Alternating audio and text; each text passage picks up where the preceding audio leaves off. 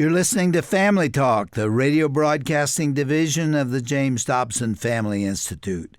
I am that James Dobson, and I'm so pleased that you've joined us today.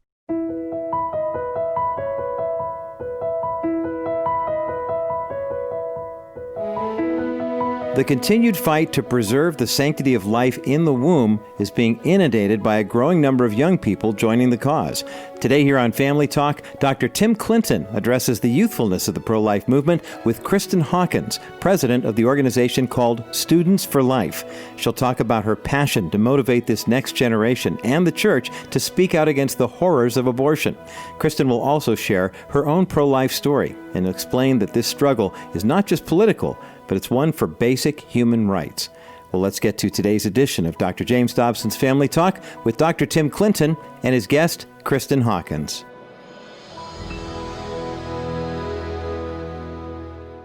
Kristan, thanks for stopping by Family Talk. We're honored, delighted to have you. Thanks for having me, Tim. I'm really excited you're here. Hey, as we get started, we're in D.C., March for Life. The place has been pretty wild, kind of insane up here. Seriously. Insane in a good way. But hey, the energy here, though, has been unbelievable. Mm-hmm. And you know what really amazed me was the youthfulness of the crowd. I mean, that is the number one comment I've been hearing. Yeah, I was stunned. Honestly, I was stunned. Mm-hmm. Yeah, and they bring their own stuff to the table. Oh, yeah. Yeah, what are you seeing? You're president of Students for Life. I think you stepped in, 12, 13 years ago. God's doing something there. Just a little bit. Tell us a little bit about what is happening inside that movement. Well, the Holy Spirit's definitely moving, and you can see it very clearly in the youth pro-life movement. It's a huge shift, even from when I was in high school and college and started a pro-life group. And I remember my first March for Life very well. So there's definitely a movement going on. We're on about 1,250 campuses. We'll be about 1,300 campuses by the end of the year. High school, started college. out, maybe 100 or so? There were about 100 that we thought. So we thought there were about 100 existing campus pro-life groups when we launched in 2006. I kind of was chosen to kind of lead this effort to go full time and to say, we really need to go in the offensive on the campuses. And there probably were fewer than 50 really after when we did an assessment of the lay of the land. It wasn't that good in 2006 of the student pro-life movement. But today it's up and running. Yeah, I saw middle school kids. Mm-hmm. I saw high schoolers, college students. I think law students, med students. Yes, you did. All kinds of students everywhere. Mm-hmm. Some people say get them young, but there's something stirring. There's a little bit more than that. Mm-hmm. There's a strategy here, of course, we're going to talk about it. But there's something going on with that generation where they proudly proclaim to be the pro-life generation. That's absolutely right. And you look at the history of social reform in our country and other social movements, you have to win young people. Young people are our cultural drivers. And, we can win all the laws and the victories and the elections and everything. But if we fail to win them, everything we do right now will be erased in 20 years. Yeah. And so, we've got to win them. And I think for so long in the pro-life movement and, before we started Students for Life, there always were youth outreaches, quote unquote, youth outreaches. There was the one youth outreach person. That person also had like 4 other titles. And then when budget cuts came, that kind of, got fallen by the wayside because working with young people is very hard. It's not something that's going to land you on the nightly news. It's not going to give you a lot of, fame. But we know it's so important because if you get them on board, and we know this from look at civil rights movement, you get young people on board, victory's in sight. Well, and that's exactly what we have. The course for the future, period. Absolutely. You are. I looked at some of the stats that kind of drive this too. 79% of Planned Parenthood clinics are within a 5-mile radius of a college or university. And I saw this, 52% of those seeking an abortion are under the age of 25. Mm-hmm. And probably under the age of 30, it goes way up there. That's right. That's the generation we've got to reach. And you guys want to train these students. You're not just activating them, you're training them. I saw where you had like almost 100,000 kids trained. Yeah. Tell us about that. What's going on?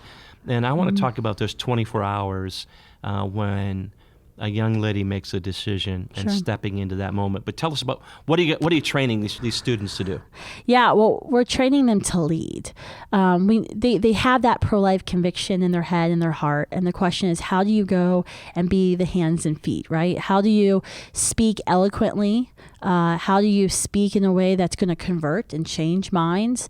How do you speak into a woman who's in crisis on campus? And how do you do that? So we're on campuses, we're meeting students in churches and parishes online saying, you can do this. You've been called to do this, and we've done it. So let us help you. Let us walk beside you in this and mentor you and really be with you through the whole process, because we know it's going to be hard. There are going to be people who oppose you, your administration, maybe some of your professors or your teachers, and we can be there to make sure that you can have the most effective outreach on campus. So we're training them in leadership, apologetics, how to speak, how to transform their campus through our Pregnant on Campus program, to say not only should you be advocating against abortion, but you should also be saying, here's what we can do. Here's how we can be with you. So you don't ever have to feel like you have to choose between your child and your education, that you can do both. Yeah. That 24-hour window. Sure.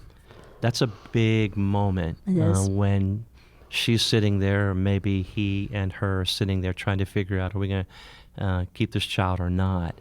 And what gets done in that 24-hour window is everything, meaning whoever steps into that moment, having people accessible, and most kids are influenced by their peers. Sometimes they still go to parents, but more than likely they're going to have that conversation with someone their own age, their friends. That's right. You know what I mean? My confidant, my girlfriend. You're just making the case for why these young people are so important. Yeah, let's talk about how significant that is, because I don't want people to miss this. This is important. It's a 24-hour window. It is. And if we don't get there, if the church doesn't get there. Yeah, I mean, that's what we talk about a lot on campuses, of leaving a sign of hope. So all year long, as a student for lifer, you should be sidewalk chalking, putting up flyers, leaving signs of hope on campus, getting diaper decks in the bathrooms. And sometimes it's not even about how many women are using the diaper decks, just so she sees it, because you're right. You have 24 hours or less. In some cases, you may have mere minutes before she goes into her phone, types in abortion, and guess what? The Planned Parenthood down the street has paid a lot to be the first result on that search engine, right? So you've got to be leaving signs of hope all year round that it might just be possible. And I think it's hard for us, especially if someone who hasn't experienced a crisis pregnancy, of understanding that tunnel vision that she's in, that crisis, that there's no way out. I'm stuck and there's one path, and you've got to go in that tunnel with her, with that flashlight, and you have to say, I found another way out. Let me take your hand. Let me lead you out. And that's what you have to do. And that's what we're called to do as Christians. And I think it's hard when the church doesn't talk about. They won't talk about it. We have a lot of pastors out there who are very pro-life, but they don't know how to talk about it. They feel uncomfortable talking about it. Say, well, I don't want to talk about abortion because then I know there's women suffering from abortion. So if I talk about it, I'm going to trigger them and hurt them. Well, not talking about it isn't going to help them find healing, right? They'll go somewhere else for the answer. Exactly. And not talking about it is why we're here in the first place. I mean, you think about the statistics, and one statistic you didn't mention was that majority of women who obtain abortions say they went to church at least one time in the past month. We did a poll a few years ago. We found only 6% of Protestant pastors said their church had a pro-life outreach. This came to life for me a number of years ago. I was in my office. I can still see where I was seated. The phone rings, and someone close to me says, "Here, you talk to her." I said, what? Who is this? And it was one of those, we're on our way to an abortion clinic, and she's going to have an abortion. And I don't know what to say. Here, you talk to her. And it was like, whoa. And it came to life for me. Yeah.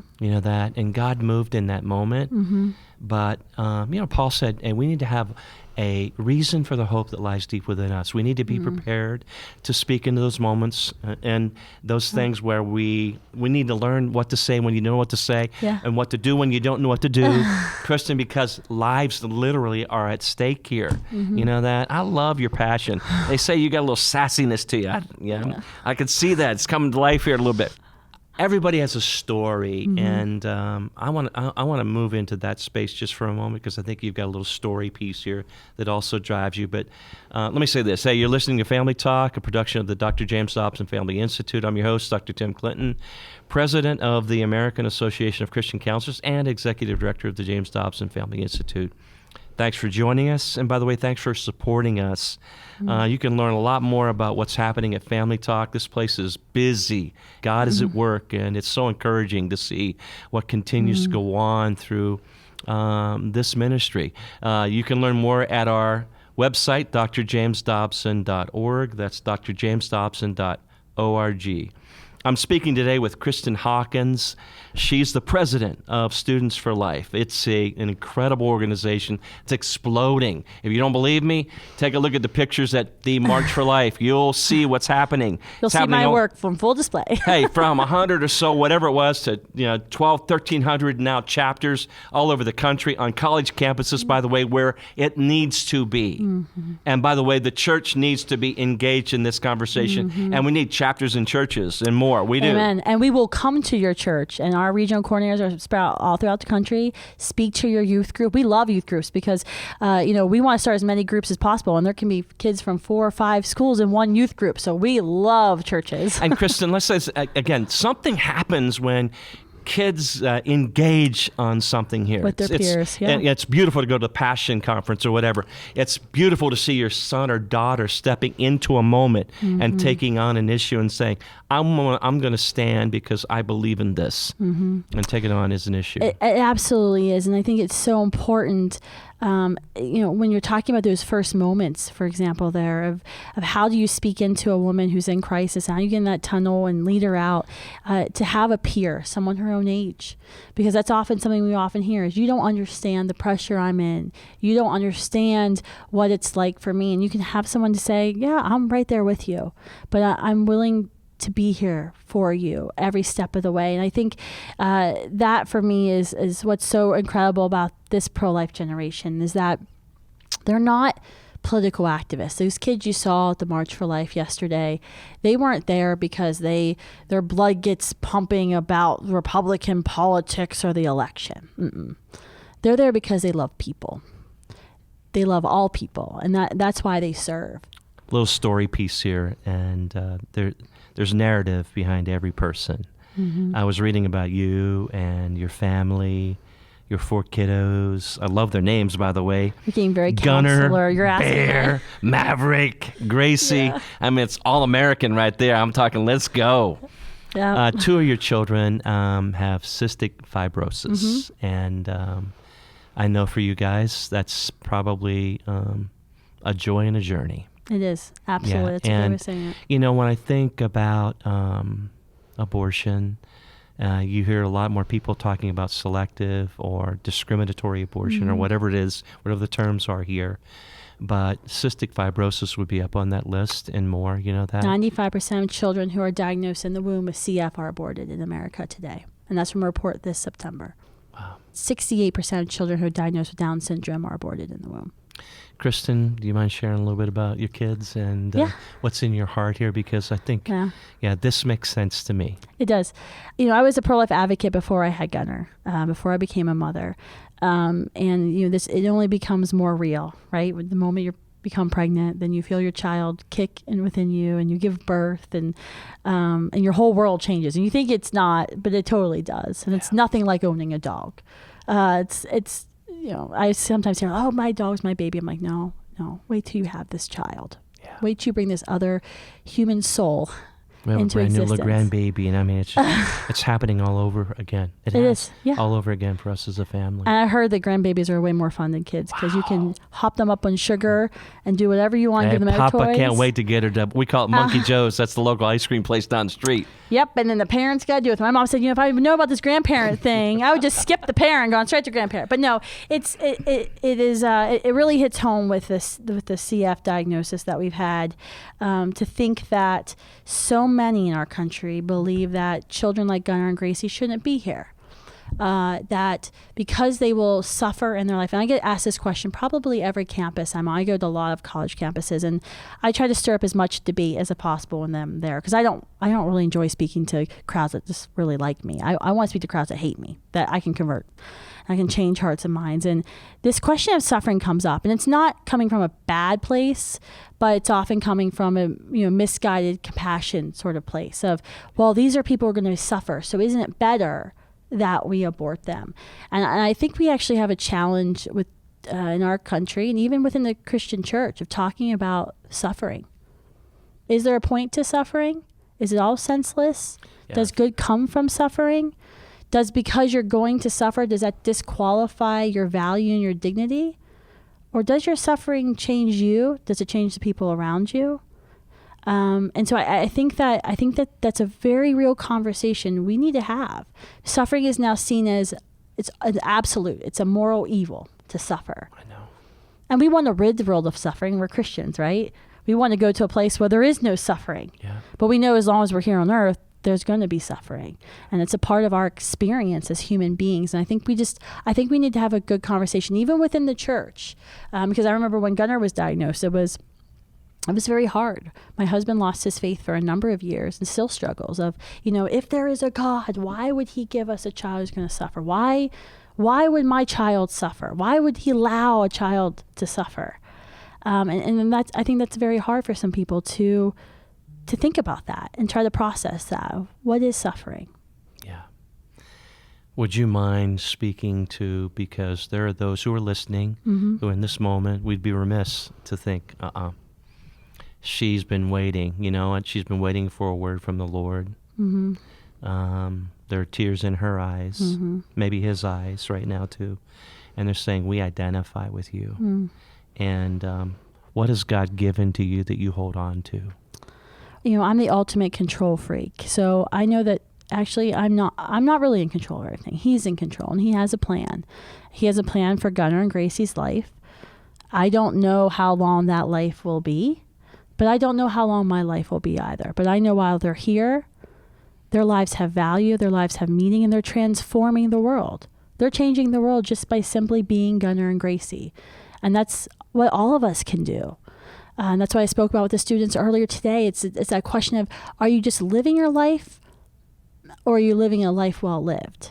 And how do you live that well lived life? And so I think if you know someone who's received an adverse prenatal diagnosis, who's been told just go ahead and have that abortion, try again, I would question that and say, is this abortion really going to help my child, or is it simply going to maybe make it easier for me? Are they thinking it's just going to be easier for me? Because I think that's what we hear often is, I don't want to bring a child into the world that's going to suffer. And what we really hear is, I don't want to have to watch my child go through that. Because I'm pretty sure, I've actually never met anyone who suffers, who has a medical illness, who is in pain, who wishes they just were never here. They're glad that they have the ability to live life.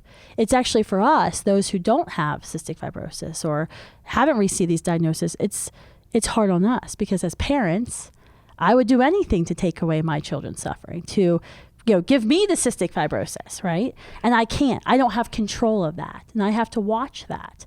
And I think that's what we have to think. Are we doing this because we love our child so much? Do we love our child so much we're paying someone to induce a heart attack and kill our child? Or are we afraid that we're going to hurt and it's going to be painful? There's no good way of saying that, right? There's going to be loss in my life, but I'm going to be so, so grateful that I chose life for my children, that I had whatever years I have with them. There's nothing that could make me want to say, I wish I wouldn't have those years with them. I'm reminded of Psalm 46. It says, Elohim, God is our refuge and our strength. He's a present help in times of trouble. It's hard going through seasons, dark times. It is. Therefore we won't fear, though the earth be removed and the mountains be cast into the depths of the sea. He's in the midst of it. Verse 5, he's in the midst of it. Verse 6, he's in the midst of it. 7, 8, 9, he's in the midst of it. And then there's that verse, be still and know that I am God. When everything's gone, you have nothing else you can do. It's like a prize fighter releasing his hands. He's dropping his hands and he's saying, God, I don't have anything here. I got nothing left. And it's so hard, man. We think of and pray for you in Please a different do. way. Yeah. And in my mind, it's probably a lot to do with what God's done in your heart that leads you the way you lead. You know that? And we celebrate that in you. Thank you. Kristan, I'm going to come back to Students for Life. What's your dream? Sure. Where's this thing going? And How can we maybe get around you and support this work? Yeah. Roe versus Wade will be reversed. The decision, you really believe it? I do. I believe 2020. In our lifetime. In our lifetime. This year will actually determine it. 2020 will determine it. It's a big year. And we have to prepare. That's actually what we're doing in the National Summit today. It's why we've united these pro-life organizations. I've asked all my friends to partner with us because now is the time to prepare like we've never prepared before. The fight isn't just in Washington, D.C. It's going to go to every single state capital. It's going to be every single community, college campus, church. So what I think we need to do, and what I've been focusing on getting our movement to do, is really talk about what we are doing, the resources we have, be better marketers, right? Yeah. For our movement, to say, you're not alone. We have all these resources. This is a question I ask pro-lifers and Christians, all the time, is do you know where your local pregnancy center is? Do you advertise it? Does your church talk about it? Does everybody at your church know if a woman in their life is in crisis, where to drive her to? What number to call? The majority do not know. I think the other place we really need to start focusing on is medical abortions, chemical abortions. The number of surgical abortion facilities is declining. It's the lowest it's been since the high in the 80s and 90s. Number of surgical abortions is the lowest it's been since 1980. But what's on the rise are chemical abortions. The abortion industry reads the same polls we read. Second and third trimester abortions, nobody wants those. What they will try to propose is a European type of abortion law.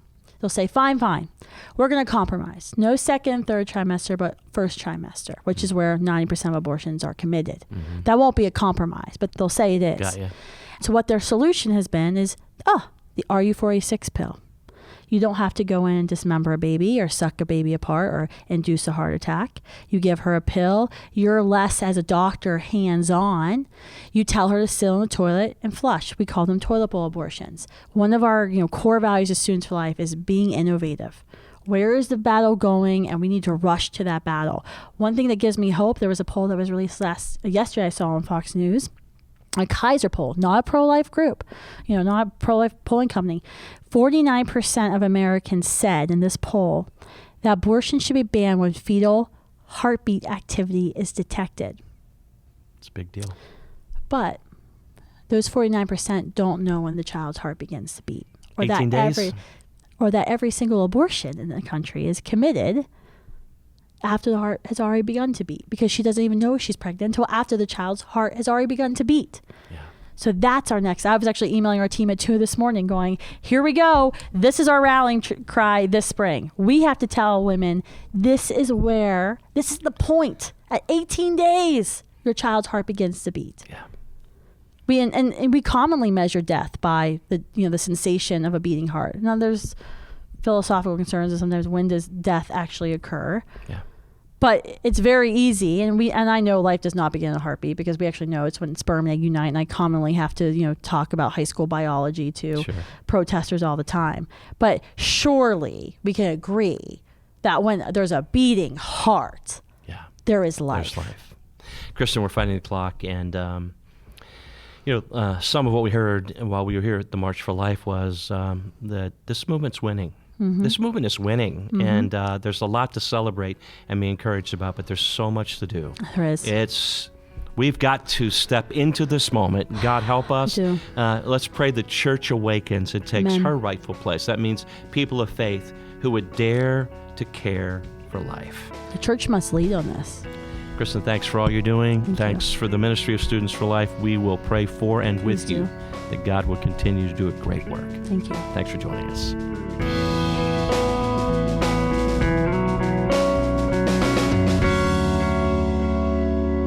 You've been listening to a captivating interview with Kristan Hawkins of Students for Life on today's edition of Family Talk. I'm Roger Marsh, and as we close for the day, I want to remind you, this November is the national election, and it offers two distinctly divergent paths for America. Dr. Dobson expresses his concerns in his August newsletter. He's outlined several critical issues for you to consider before you go to the polls. Visit drjamesdobson.org/faith votes to find out more. Once again, that's drjamesdobson.org/faith votes. Thanks so much for listening today, and thanks for praying for our ministry as well. We are entirely listener-supported, and we rely on your generosity to continue doing this God-honoring work. For information on how you can stand with us financially, visit us at drjamesdobson.org. That's drjamesdobson.org. Or call 877-732-6825. That's 877-732-6825. From all of us here at the James Dobson Family Institute, I'm Roger Marsh, wishing you a healthy and blessed day. This has been a presentation of the Dr. James Dobson Family Institute.